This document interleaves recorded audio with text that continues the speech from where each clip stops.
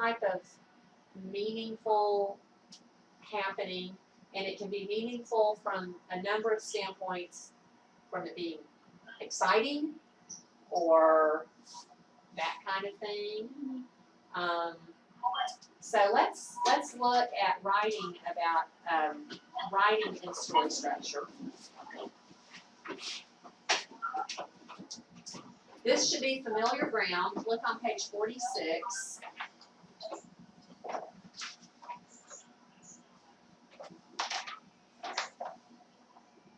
Okay.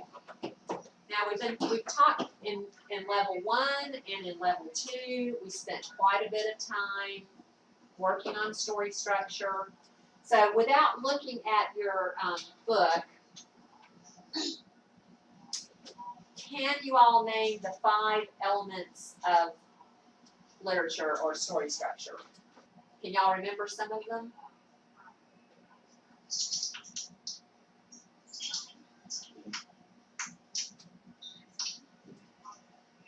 Theme. Okay, yes. All right. Another one. What makes a story a story? What do you have in the story? What am I talking about when I do this? A plot? Yes, plot. Plot is one of them. Yes. Okay. The build-up to the Conflict. Yes. What, Reagan? the resolution? Well, that's part of the plot. Oh. So we've got, so far we've got theme, plot, conflict. What else? That's part of the plot.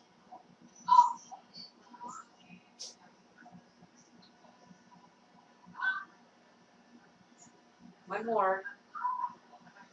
2 more. Characters and what?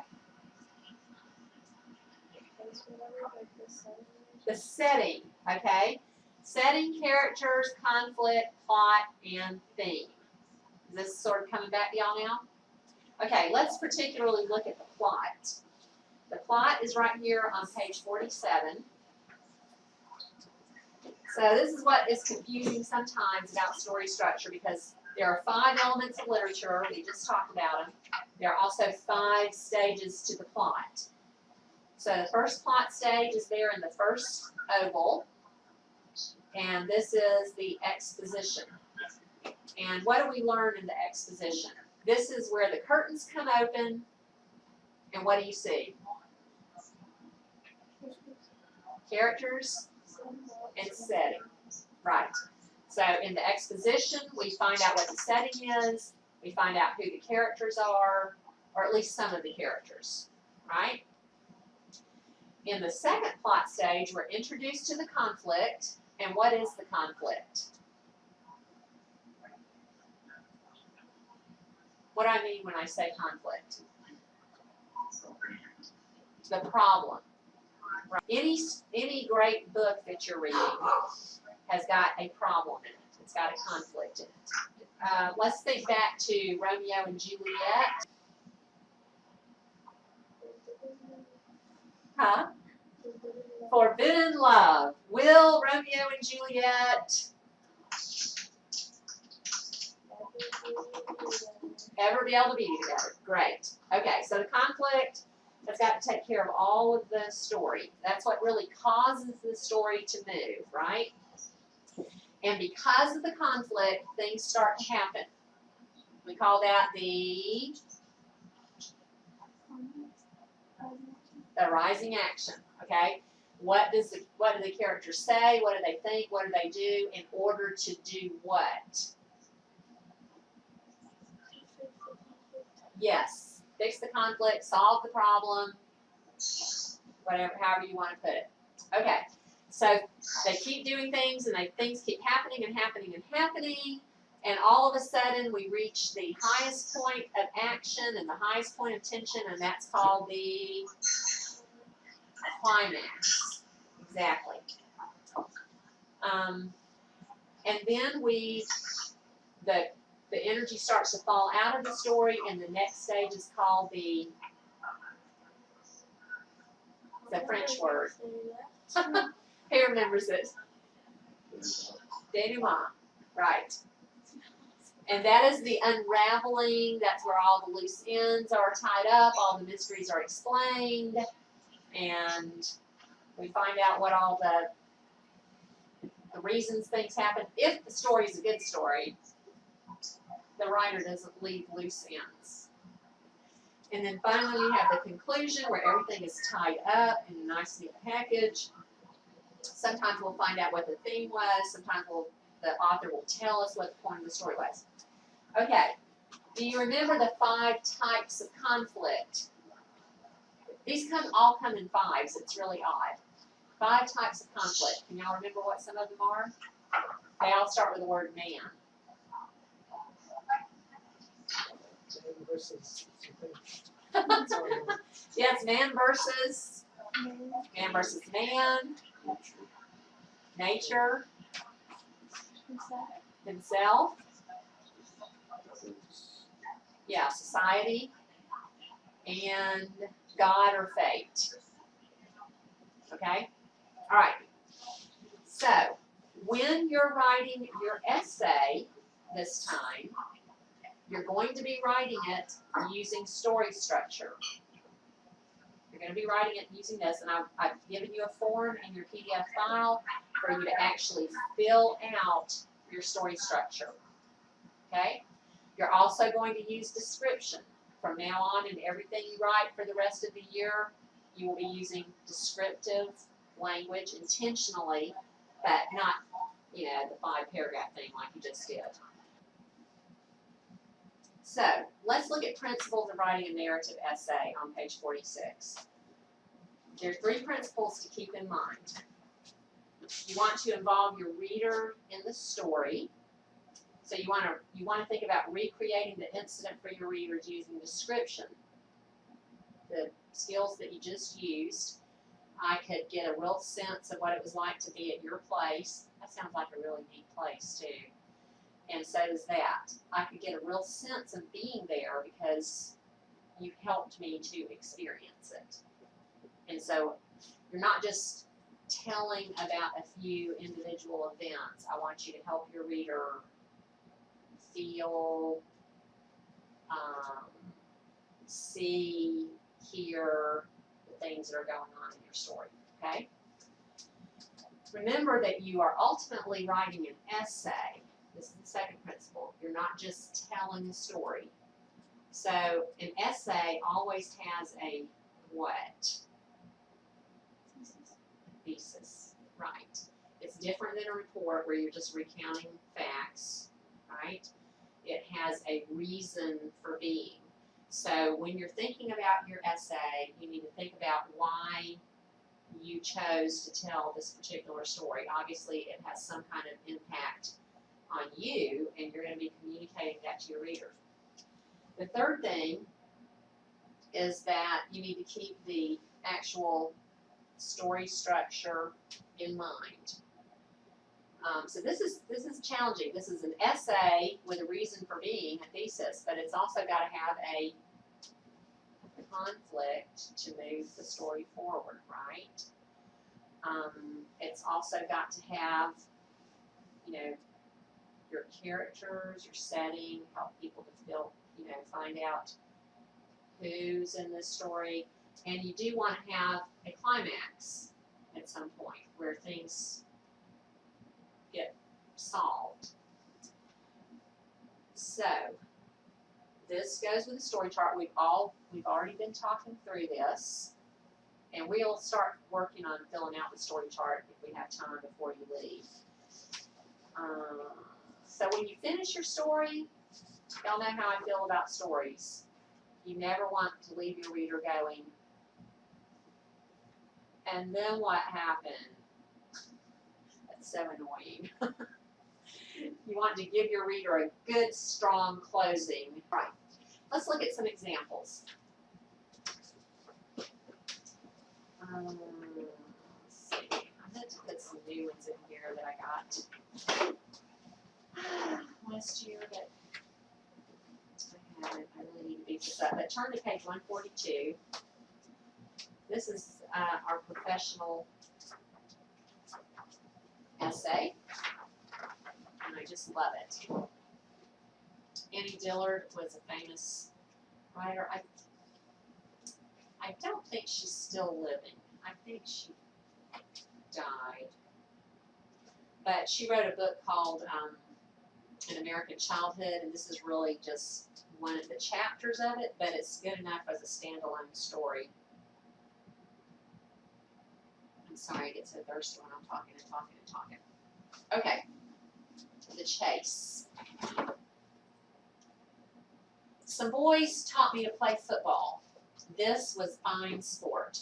You thought up a new strategy for every play and whispered it to the others. You went out for a pass, fooling everyone.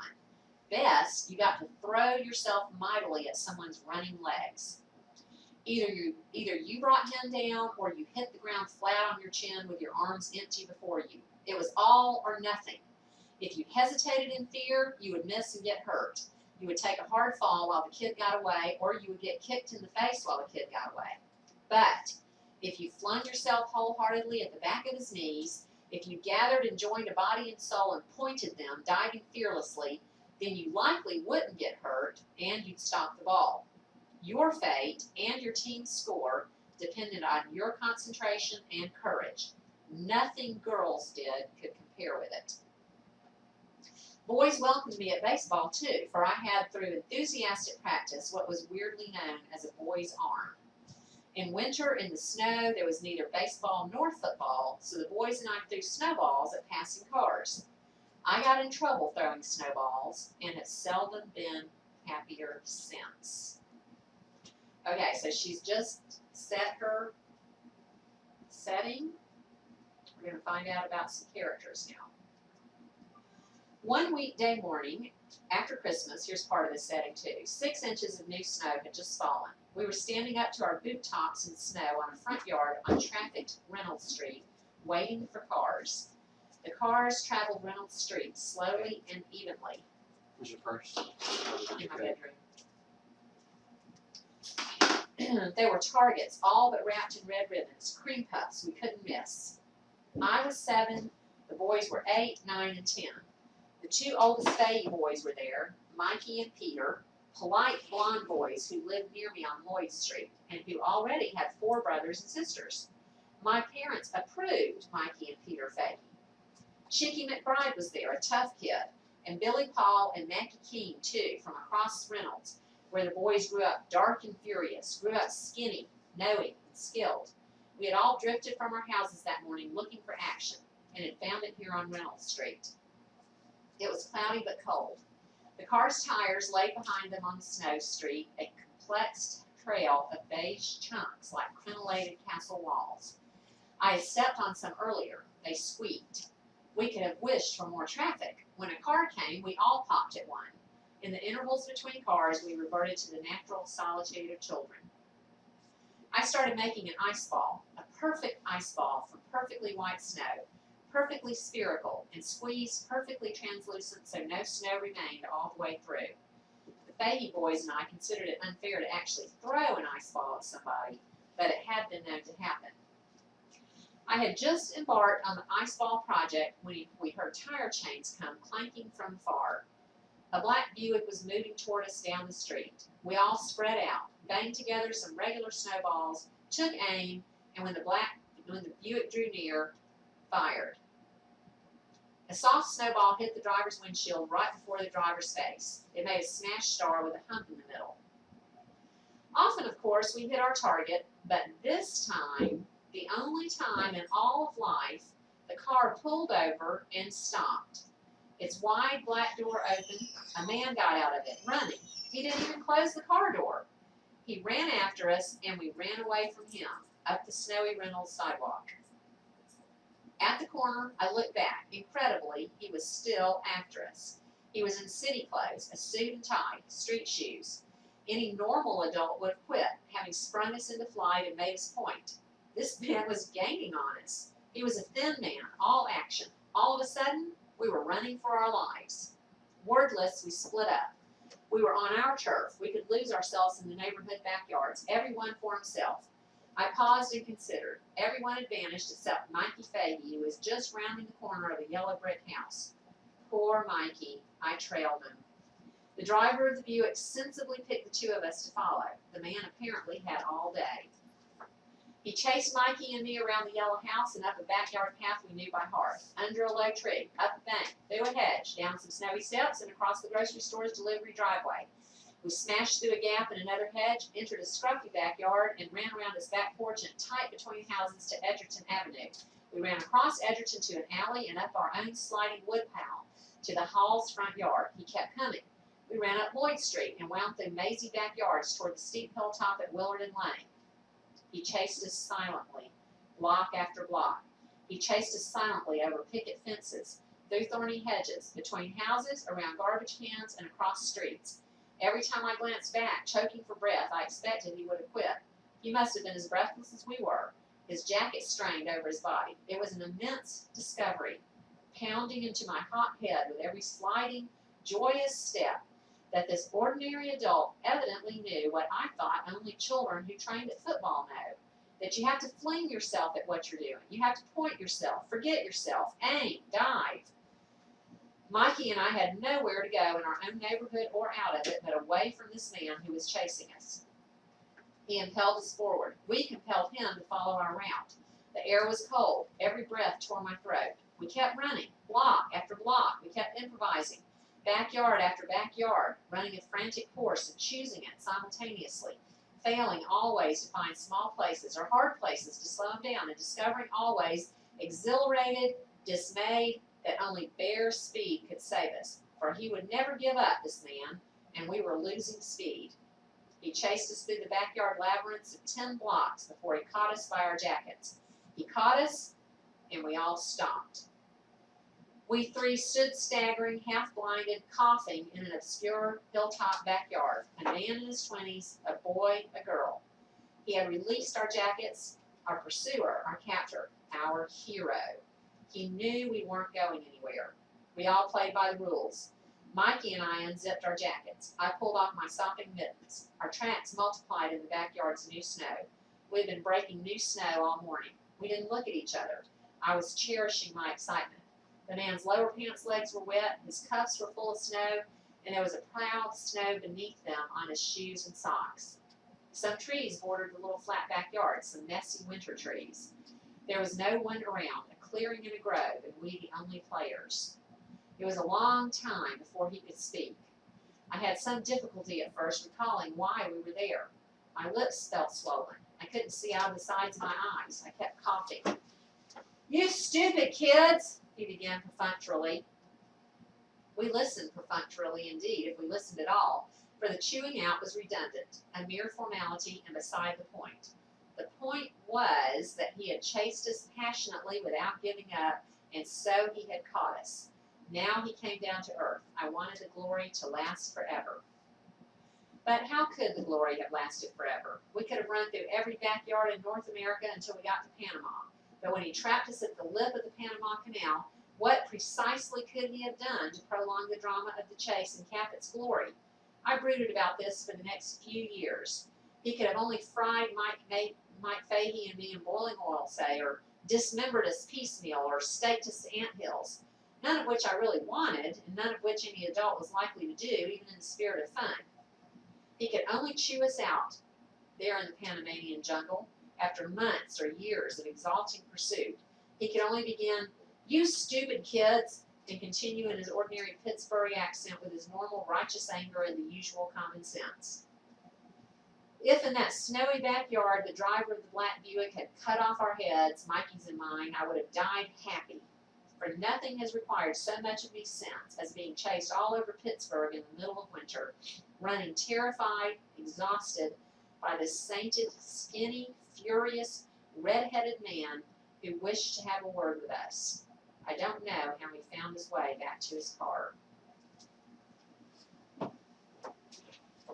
Okay, she takes a very ordinary event that meant something to her as a child, and she helps you feel it. Did you feel the chase? Did you get it? Could you feel what she was talking about? Have you ever been chased like that and run until you were out of breath? You haven't? Anyway, so I sort of identify with this. But what does she do to try to give us the sense of what she feels like? Did y'all notice some words? Look at paragraph number 14. I like it that these paragraphs are numbered. I didn't do that. They were already like that. Mikey and I had nowhere to go in our own neighborhood or out of it, but away from this man who was chasing us. He impelled us forward. We compelled him to follow our route. The air was cold.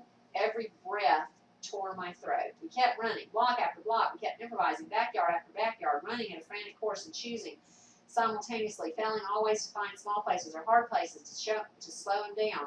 And she talks about running through backyards and messy winter trees, and when he finally catches them and they stop, how none of them could speak for a while, and how she kept coughing and she couldn't really remember what they were doing there. So she tries to give you a sense of what it felt like to be in the situation, what it looked like. Okay, so let's look at something else. Now this next one is really interesting.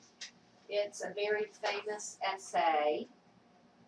It's not exactly the kind of thing that I am expecting you all to write, but it is a really interesting story structure essay where the main character in the essay, in the narrative, is a pencil.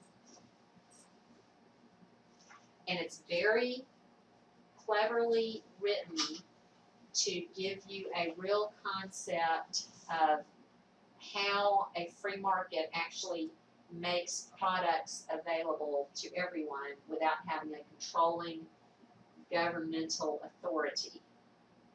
That a controlling governmental authority could never efficiently produce a pencil as well as a free market can actually produce a pencil. So, read this as part of your homework. I have the pages listed. Now let's read some that some students actually wrote for this assignment. David Evans, Thief of Time. Now the story does not have to be any certain number of paragraphs. Back when you were in level 1, we wrote 3-paragraph stories, and you had to put each story part in a particular paragraph. Y'all remember that? That's not how we're doing this. This particular story can be any number of paragraphs. I want you to, first of all, before we read these, so you can just get the idea, look at page 236.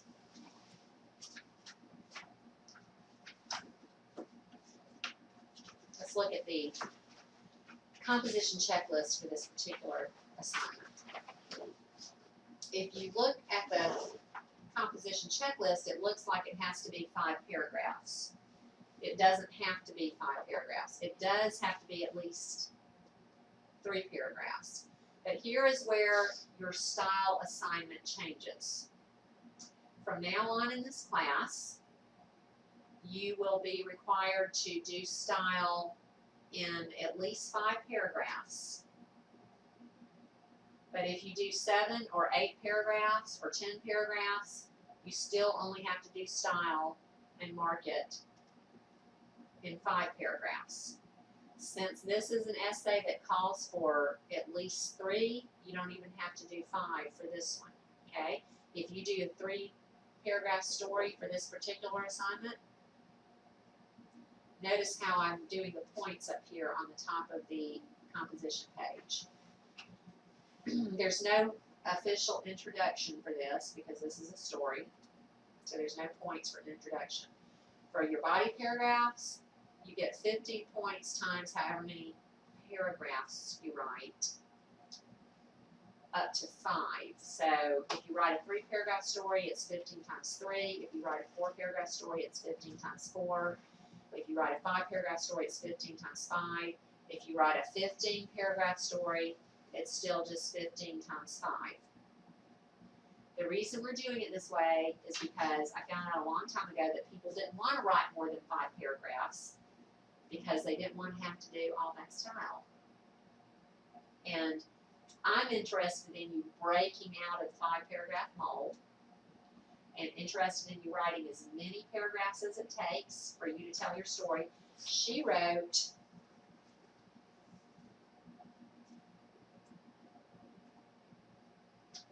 21 paragraphs. You could write a story with 21 paragraphs, but only 5 of them have to have all of the style. Does that make sense? Okay. And you only have to write 3 or 4 if you want, if that'll do for your story. So it's very different in level 3. Now, do I expect to see paragraphs that are full of nothing but number 1 sentence types just because I'm saying you don't have to do all the style in every paragraph? No, Miss Kimbrell, they cried. Y'all have very natural style now, so I expect even in your paragraphs that are not including all of the style, I still expect to see good style. Does that make sense? Keep using your style. Don't go, 5 paragraphs and then you just start doing boring style. Y'all know better than that. Okay? All right. So, I wanted to explain that before we read these example essays. So, David, back on 147, chose to write, let's see if I have any new style at the time. We are adding the teeter-totter back in this time. David chose to write a 3-paragraph story. It's very effective. Okay, so let's read this together. Thief of Time. It all began so innocently. Michelle was my editor. Mom was my resolute typist, dictionary, and driver. Laura played a minor part, and Dad, a wonderful man, saved my hide. The hectic, frantic rewriting and editing took place in my house. From this epic tale, I quickly learned the hazards of procrastinating. It was Tuesday, the day of wrongful, wicked writing class. On Monday, I realized that the next day was writing class, yet I still had to write 3 paragraphs and edit all 5. I had the 3 written by the end of the day and sent them to my trusty editor, Michelle. Although Michelle usually gets my papers edited by the time I need them, this time she did not. Forgetting that Monday and Tuesday are her busiest days, I waited all morning for her to email my paragraphs back to me. Alas, she never did. I finally called her at 11 o'clock in the morning, only to find out that she could not edit them because she had to go to class. I became horrified when I realized what this meant. My calm heart instantly and painfully stopped beating. Immediately, it started working overtime. I had 2 hours to edit 5 paragraphs. The next 2 hours consisted of a frenzied and confused attempt to edit 5 paragraphs in the little time I had left, which was constantly dwindling. With only 2 more paragraphs to go, I suddenly realized that we had to leave in 5 minutes to take Laura to her piano lessons. Stopping for the second time that day, my heart must have thought it was on a peaceful vacation. If Jesse Owens could have seen my frantic running about, he would have been proud. Frantically dashing about did absolutely nothing to speed things up, although I did get a much-needed workout. I ran out of time. I ran out of energy. I was doomed. Praise the Lord. My Savior came in the form of my Father. Such an amazing person. He willingly took Laura to her piano lessons in order to buy me 15 precious extra minutes. With a newfound strength, I finished and finalized the last 2 paragraphs in record time while almost collapsing from exhaustion. Even though I had 15 extra minutes, I was still rushing around, trying to get things finished, labeled, and perfected. 30 seconds before we walked out the door, I was printing off the final draft of my atrocious and repulsive paper, which was less than stellar. Tired, exhausted, and half crazed, I was overjoyed to be done. I had done the impossible. It would not take a mastermind to figure out what I had learned due to this traumatizing experience. Although I got my work done and everything went well, I vowed to never again let my work pile up on me. It was an incident I do not wish to repeat. Regrettably, I learned firsthand the price of procrastinating, and it cost me much. As Edward Young so correctly declared, procrastination is the thief of time. Now, I know none of y'all have ever had that experience before. You know, I have to say that as a student, I was in that situation way too many times. But as an adult, particularly in the last 10 years, my heart cannot tolerate, my body cannot tolerate it. Okay? So it's better while you're young to go ahead and nip that in the bud, because it will only get worse as you get older. I love this story by Jacob Cady. You can read Amy's. Amy wrote about a special event with a motorcycle. We might have time to read all these. Okay, let's go ahead. Okay, and she let her readers know what she learned from the story. She said she did learn it was important to let someone know where she is and what she's doing. Jacob talked about how that story that he told about their joust, their competing, was a way that they remember our relationship. And David talked about his lesson that he learned about procrastinating. So when you get to the end of your story, you need to be thinking about, what did I learn from the story? Why is the story important to me? It's not always a lesson learned. Sometimes it's what I would call a memorial stone in your life. Something that you're going to look back on as one of the landmark events of your life. And that probably will be for you, the one you're going to talk about. I never did ask the rest of you, though, what your story was going to be. What are you going to be talking about, Levi?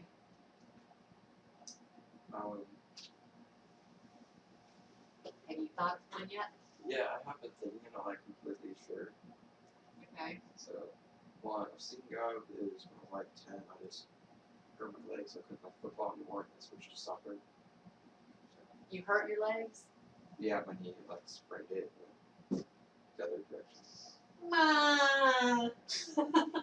Okay, well, if you do tell that story, I would want a good paragraph describing that experience of actually having the injury, okay? Described the injury, and he described the situation. He described the feelings of what it was like to be there in that situation, and yeah, it was intense. Injury stories can be very intense. But if you change your mind, that's okay. Have you got something in mind, Ray? I don't. I'm not sure. I know that all of you have things that have happened